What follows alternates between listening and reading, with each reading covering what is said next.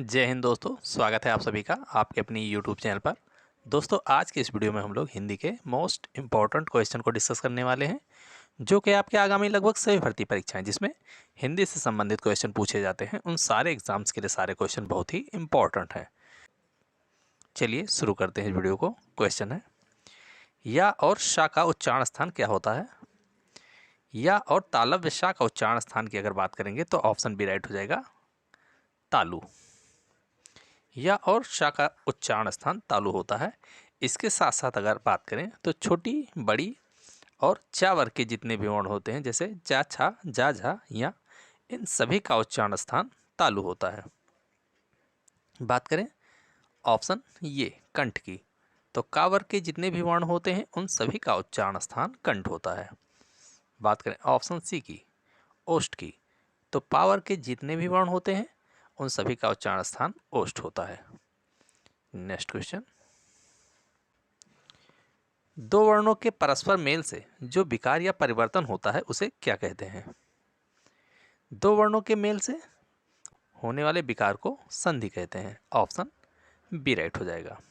बात करें उपसर्ग की, तो ऐसे शब्दांश जो शब्दों के शुरू में जोड़े जाते हैं और शब्द में कुछ परिवर्तन या विशेषता लाते हैं उन्हें उपसर्ग कहते हैं।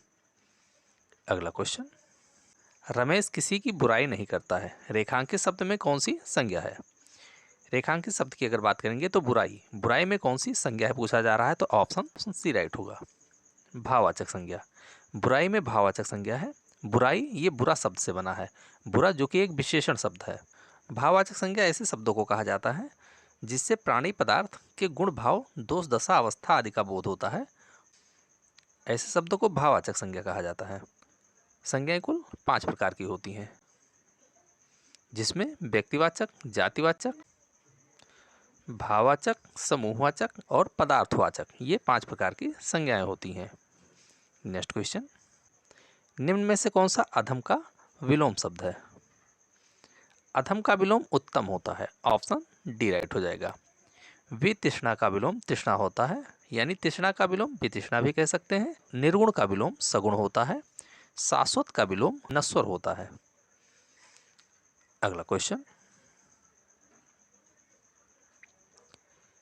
इनमें से कौन सा रूढ़ शब्द है? व्युत्पत्ति के आधार पर संज्ञा शब्द 3 प्रकार की होती हैं, जिसमें बात करेंगे रूढ़, यौगिक और योग रूढ़। ये 3 प्रकार की व्युत्पत्ति के आधार पर संज्ञाएं होती हैं, जिसमें अगर कान की बात करें तो ये रूढ़ शब्द है। ऐसे शब्द जिसके खंड करने पर कोई सार्थक अर्थ न निकले वह रूढ़ शब्द होते हैं। अगला क्वेश्चन, रमेश पेड़ के नीचे खेल रहा है, इस वाक्य में अव्यय शब्द है। इस वाक्य में अव्यय की अगर बात करेंगे तो ऑप्शन सी राइट होगा। नीचे शब्द ये अव्यय शब्द है। अव्यय किसे कहते हैं? ऐसे शब्द जो लिंग, वचन, कारक आदि के कारण उनमें कोई परिवर्तन न हो, ऐसे शब्दों को अव्यय कहते हैं। और अव्यय शब्द आविकारी शब्द होते हैं। नेक्स्ट क्वेश्चन, निम्नलिखित में से कौन सा शब्द स्त्रीलिंग है? इन शब्दों में से कौन सा स्त्रीलिंग शब्द है? ऑप्शन बी राइट हो जाएगा, शिष्या। शिष्या ये स्त्रीलिंग शब्द है। बात करें विद्वान की, तो विद्वान का स्त्रीलिंग विदुषी होता है। हाथी का स्त्रीलिंग हथनी होता है। और साधु की अगर बात करें तो इसका स्त्रीलिंग साध्वी होता है। हिंदी में लिंग 2 प्रकार के होते हैं, स्त्रीलिंग और पुल्लिंग, जबकि संस्कृत में 3 प्रकार के होते हैं। अगला क्वेश्चन, रमेश से चला नहीं जाता, इस वाक्य में कौन सा वाच्य है? वाच्य की अगर बात करेंगे तो वाच्य हिंदी में कुल 3 प्रकार के होते हैं, जिसमें कृतवाच्य, कर्मवाच्य और भाववाच्य, ये 3 प्रकार के वाच्य होते हैं। जिस वाक्य में कर्ता की प्रधानता होती है वो कृतवाच्य होता है, जिसमें कर्म की प्रधानता होती है कर्मवाच्य होता है, और जिसमें भाव की प्रधानता होती है वो भाववाच्य होता है। अधिकतर ऐसे वाक्य जिसमें नकारात्मकता को दिखाया जाता है वहाँ पर भाववाच्य होता है। रमेश से चला नहीं जाता, इस वाक्य में जो नहीं है ये नकारात्मकता को दिखा रहा है, इसलिए ऑप्शन सी राइट हो जाएगा, भाववाच्य। अगला क्वेश्चन, जो बाएं हाथ से कार्य करता हो उसके लिए एक शब्द है, उसके लिए एक शब्द सव्यसाची होता है। ऑप्शन सी राइट हो जाएगा। नेक्स्ट क्वेश्चन, तिगुना शब्द में कौन सा विशेषण है? तिगुना शब्द में विशेषण की अगर बात करेंगे तो इसमें संख्यावाचक विशेषण है। ऑप्शन बी राइट हो जाएगा। हिंदी में विशेषण कुल 4 प्रकार के होते हैं, जिसमें गुणवाचक विशेषण, संख्यावाचक विशेषण, परिमाणवाचक विशेषण और सार्वनामिक विशेषण। ये 4 प्रकार के विशेषण होते हैं। बात करेंगे तिगुना में विशेषण की तो इसमें संख्यावाचक विशेषण है।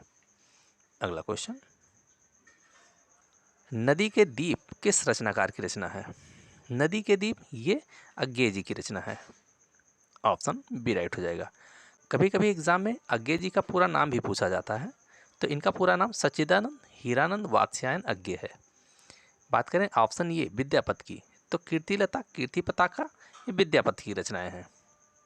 प्रेमचंद की अगर बात करें तो इन्हें कलम का सिपाही कहा जाता है, और इनकी रचनाओं में गोदान गबन, बड़े घर की बेटी ये सभी रचनाएं प्रेमचंद जी की हैं। उर्वशी कुरुक्षेत्र ये रचनाएं रामधारी सिंह दिनकर जी की हैं। नेक्स्ट क्वेश्चन,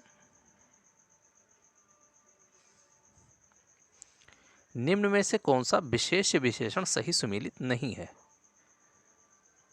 कौन सा विशेष विशेषण सही सुमेलित नहीं है? तो यहाँ पर ऑप्शन ये राइट हो जाएगा।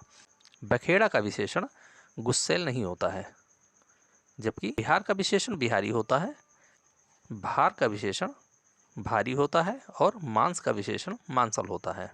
ये तीनों सही सुमेलित है। नहीं पूछा जा रहा तो ऑप्शन ये राइट होगा। नेक्स्ट क्वेश्चन, निम्न में से कौन सा तलवार का पर्यायवाची शब्द नहीं है? तो यहाँ पर ऑप्शन सी राइट होगा, अर्कजा। ये तलवार का पर्यायवाची शब्द नहीं है, जबकि खड़ग, कृपाण और तेग ये तीनों ही तलवार के पर्यायवाची शब्द हैं। अगला क्वेश्चन, निम्नलिखित में से कौन सा योग रूढ़ शब्द है? बात करेंगे योग रूढ़ शब्द की तो यहाँ पर ऑप्शन ये राइट हो जाएगा, चक्रपाणी। चक्रपाणी ये योग रूढ़ शब्द है। तो दोस्तों ये वीडियो कैसा लगा इसे कमेंट बॉक्स में ज़रूर बताएं। अगर वीडियो पसंद आया तो वीडियो को लाइक करें, शेयर करें, चैनल को जरूर सब्सक्राइब करें। धन्यवाद।